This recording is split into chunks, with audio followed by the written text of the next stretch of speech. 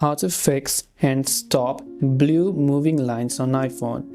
If you'd like to fix and stop the blue moving lines on iPhone, it's actually quite simple for us to do so.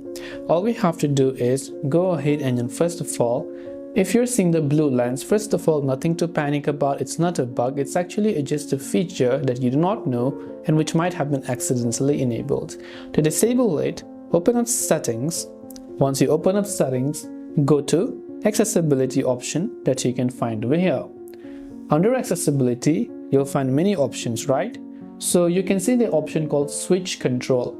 So this option might have been enabled accidentally, and so when you have enabled this option, you will see this moving blue lines over here. So that is what you want to do. You want to go ahead and then basically stop it.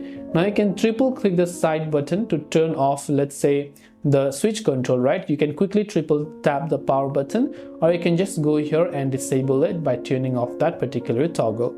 This way you will be able to fix and stop blue moving lines on iPhone. I hope that this video helped you out. If you have got any further questions, feel free to also leave them down below. Thanks for watching till the very end of this tutorial, and see you soon in the next video.